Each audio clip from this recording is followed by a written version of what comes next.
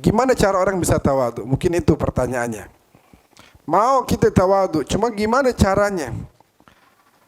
Caranya yang pertama harus kita banyak-banyak tafakurin itu, kita ini terbuat dari apa sih? Kita ini siapa sih? Bisa apa kita? Punya apa? Kita ini siapa? Nah, orang kalau tahu man arafa nafsahu arafa rabbah. Siapa yang tahu diri, dia bakal kenal Allah. Tahu diri, siapa dia? Kita ini manusia yang lemah, hamba, makhluk. La haula li wa la quwwah, enggak ada daya, enggak ada upaya illa billah, kecuali kalau Allah bantu kita. Seorang manusia, kita seorang makhluk yang kalau digigit nyamuk, demam berdarah, tepar 2 minggu. Tibang nyamuk segini. Dan terus berasa diri gede, ente sama nyamuk segini aja kalah, tepar 2 minggu. Nah, keselak aja, udah nggak bisa napas, mati langsung. Keselak doang kalah. Yang begitu mau dibanggain apanya? Kesono kemari, kata Sayyidina Ali, yang dibawa kotoran mulu dalam perutnya. Apa yang mau dibanggain? Nah, orang kalau dia tahu diri, lama-lama dia bakal sadar, terus apa yang mau gue sombongin? Makanya jangan pakai akal.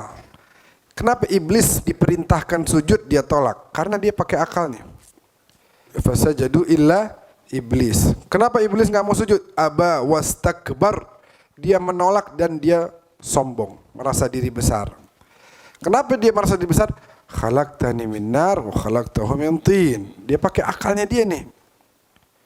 Saya diciptain dari api. Ini orang dari tanah. Saya suruh sujud sama dia. Ya, enggak dah ya Allah. Minta maaf. Yang begini saya enggak mau. Padahal yang disuruh sama Allah itu adalah bukan sujud penghambaan kepada Adam. Tapi sejauh mana dia mau terima perintah dari Allah. Ini saya yang nyuruh, Allah Azza wa Jal. Anda nyuruh ente lakuin. Enggak ada kalau begini, enggak ada. Itu karena apa? Karena dia mikir. Pakai akal.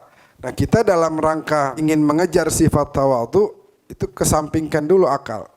Kadang-kadang kita menggunakan akal kita merasa diri, saya ini kan tapi begini, tapi saya kan punya kelebihan ini. Nah, itulah yang kemudian membuat orang akan sombong. Harusnya kita sadar diri aja. Kita sadar diri aja bahwa kita adalah tadi makhluk yang lemah. Nabi Muhammad SAW dakwah di Taif, ditolak belasan hari dakwah. Loh, yang dakwah bukan ana, bukan ente, bukan Nabi Muhammad, dakwah ditolak. Terus Nabi Muhammad baru begitu bilang, emang benar. Saya ini kalau nggak dibantu sama Allah nggak bisa apa-apa. Semua selama ini yang keberhasilan yang saya dapat semua karena Allah. Nabi Muhammad aja merasa diri begitu.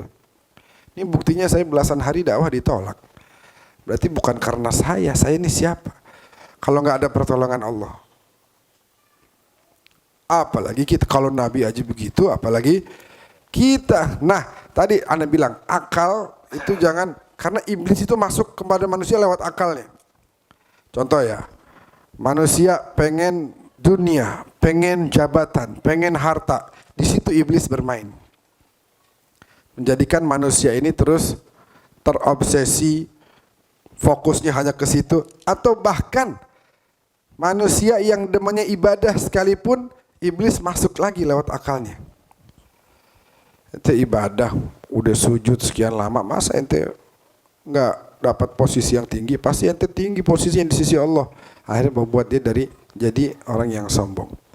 Jadi iblis selalu masuk ke dalam manusia itu, gimana caranya dia merusak orang ini. Sekalipun dia orang yang demen ibadah, ibadahnya dirusak juga.